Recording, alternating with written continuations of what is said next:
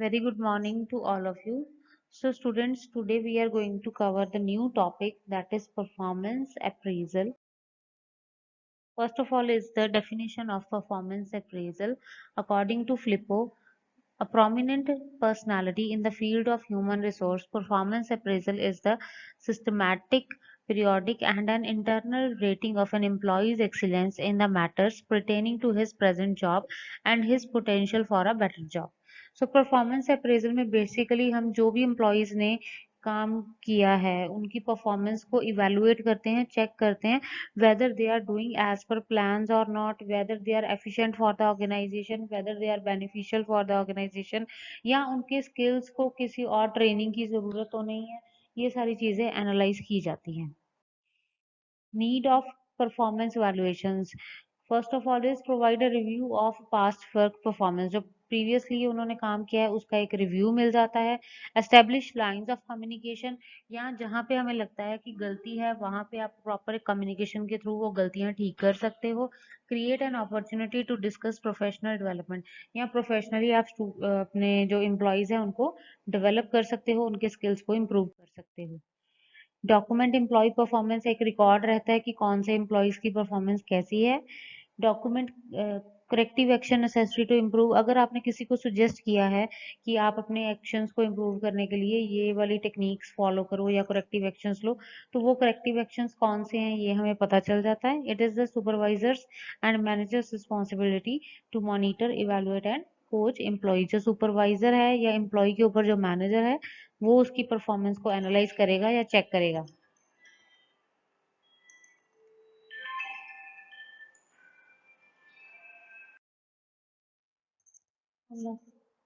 Next is the purpose of performance appraisal. First is to review the performance of the employees. Employees की performance हमने review करनी है, check करनी है।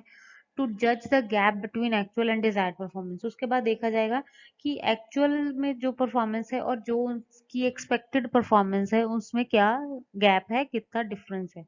To help the management in exercising organizational control, management आपकी employees की performance को easily control कर सकती है इस सिस्टम के through. And to diagnose the training and development needs, हमें पता चल जाता है कहाँ पे हमें ट्रेनिंग और डेवलपमेंट की एम्प्लॉयज को जरूरत है। Provide information to assist in the HR decisions. अब किसी की अगर हमने ऑर्गेनाइजेशन में किसी एम्प्लॉय की प्रमोशन करनी है या किसी को दूसरी जॉब पे ट्रांसफर करना है, that will be on the basis of his performance. So इसलिए परफॉर्मेंस को इवेलुएट करना भी जरूरी है। Provide clarity of the expectation and responsibilities, आपके एम्प्लॉयज को भी ये क्लियर हो जाएगा कि उनसे क्या एक्सपेक्टेशंस है, कौन सा लेवल ऑफ परफॉर्मेंस हम उनसे एक्सपेक्ट कर रहे हैं। टू जज the effectiveness of the human resource, हम जज करते हैं कि हमारा ह्यूमन रिसोर्स जो है whether they are effective or not. To reduce the grievance, employees के बीच में अगर कोई लड़ाई झगड़ा है काम को लेकर तो आप वो इजीली हैंडल कर सकते हो। It helps to strengthen the relation and communication between the superior and subordinate. Next is about the objectives of performance appraisal. There are different categories of objective. First is work related objectives. To provide control of, आप अपने employees की performance को control कर सकते हो, उनकी efficiency को improve कर सकते हो। फ्यूचर में कौन सी जॉब असाइनमेंट्स, कौन से प्लान्स उनको दिए जाएंगे उस बारे में प्लान कर सकते हो और जॉब को इवेलुएट कर सकते हो whether they are performing as per plans और not. Next is career related objectives. अगर किसी की performance time to time check हो रही है तो उसे अपने वीक पॉइंट्स का पता चल जाता है। To identify the strong and weak points and encourage finding remedies for weak points through training. So जो वीक पॉइंट्स हैं एम्प्लॉय को पता चल जाता है कि कहाँ पे मेरी परफॉर्मेंस लैकिंग है और मुझे किस लेवल की ट्रेनिंग चाहिए। टू डिटरमिन करियर पोटेंशियल, उसको ये भी पता चल जाएगा कि उसके करियर पोटेंशियल क्या क्या है, किस एरिया में वो अच्छा है, कहाँ पे वो ग्रो कर सकता है। डेवलपमेंटल प्लान वो उस हिसाब से बना सकते हैं और to plan career goals. Next is communication based objectives. To provide adequate feedback, proper feedback मिलता है एम्प्लॉय को। To clearly establish goal, that is what is expected. अब एम्प्लॉयज को जब पता चल जाएगा कि उनसे क्या एक्सपेक्टेशंस हैं, then they will do the work accordingly, they will make their goals accordingly. To provide counselling and job satisfaction through open discussion, open discussion हो सकती है टॉपिक की। And to let employees assess where they stand within the organization, और उन्हें पता चल जाता है कि ऑर्गेनाइजेशन में किस लेवल पे वो स्टैंड करते हैं। Next is administrative objective to serve as a basis of promotion and demotion. उसे आपके एम्प्लॉयज की परफॉर्मेंस के बेस पे आप डिसाइड करते हो वेदर टू प्रमोट हिम और demote him. To serve as a basis for allocating incentives, जब भी इंसेंटिव्स बोनस देने की बारी आती है तो उसमें परफॉर्मेंस के बेस पे इंसेंटिव्स या बोनस जो है वो डिस्ट्रीब्यूट किया जाता है among the various members. To serve as a basis of determining transfer, कौन सा एम्प्लॉय है जिसको हम दूसरे अपने एरिया जहाँ पे स्किल्ड पर्सन की जरूरत है वहां पे हम ट्राई कर सकते हैं, वहां पे हम ट्रांसफर कर सकते हैं।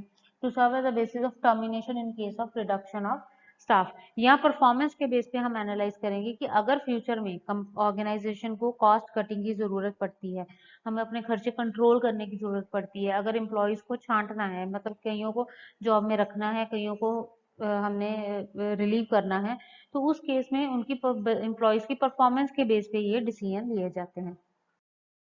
Next is uses of performance appraisal system, कौन कौन से use, it helps to raise merit pay bonus, अगर किसी की पे स्केल बढ़ाना है, बोनस ज्यादा पे करना है, वो इम्प्रूव करेगा। पर्सोनल डिसीजंस आप इसके बेस पे ले सकते हो, किसको प्रमोट करना है, किसको ट्रांसफर करना है या किसको डिसमिस करना है, कहाँ पे ट्रेनिंग की जरूरत है एम्प्लॉयज को, ट्रेनिंग नीड्स हम फाइंड आउट करते हैं, और रिसर्च पर्पसेस के लिए भी परफॉर्मेंस अप्रेजल यूज किया जाता है। So this was the whole topic for today. Next time we will cover with the new topic. Thank you.